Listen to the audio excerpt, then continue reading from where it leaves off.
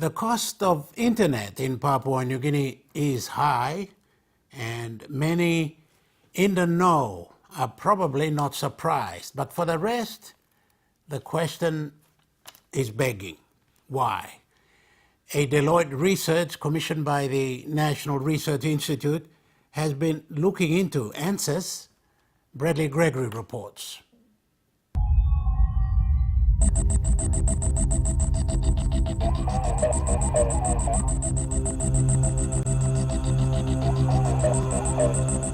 The internet is the one-stop shop for everything in the world today. It's what makes the world go round. For the good and the bad reasons. It is defined as a circuit or a network of interconnected computers.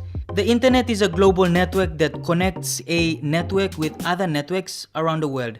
In PNG, the cost is ridiculously high. I've been here for a couple of years now, and it still continues to shock me how high the internet prices are for the quality of the service that's available. So even in the couple of years I've been here, there have been improvements, but when we consider that in Australia I pay about $60 per month for internet, which provides me with reasonably fast internet and unlimited downloads. Main findings of the report, and spending a bit of time focusing on. A research conducted by Deloitte and commissioned by the National Research Institute was presented today on answering the basic question, why is the internet expensive?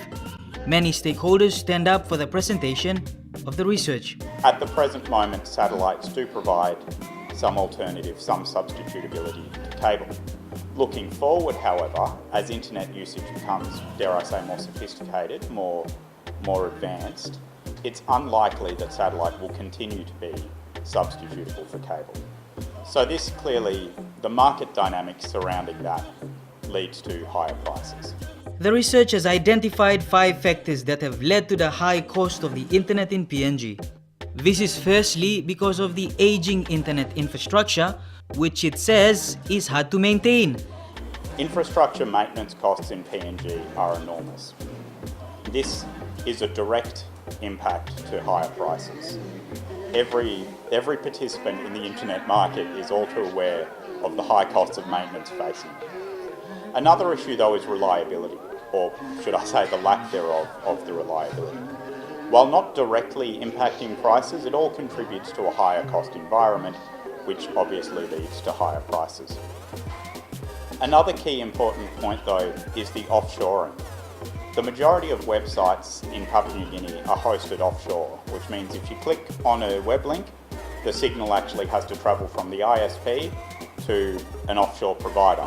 This increases latency and makes it a lot more costly. While all of this happens in a matter of nanoseconds, it's clearly a lot more expensive than if the websites were hosted here in Papua New Guinea. The second reason is the wholesale bandwidth prices, which are high, selling at 1,950 per megabyte per second.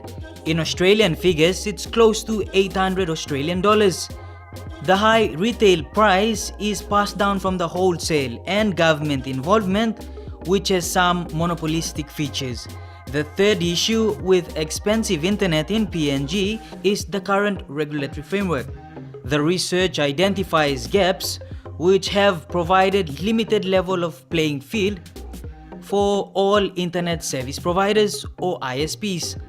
To play here, the role of the government we at NRI continue to ask this question: what is the real role of the government in the economy?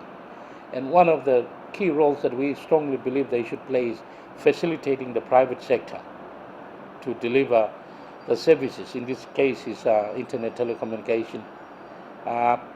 Whether the government should actually get involved in providing it, we have serious questions about that.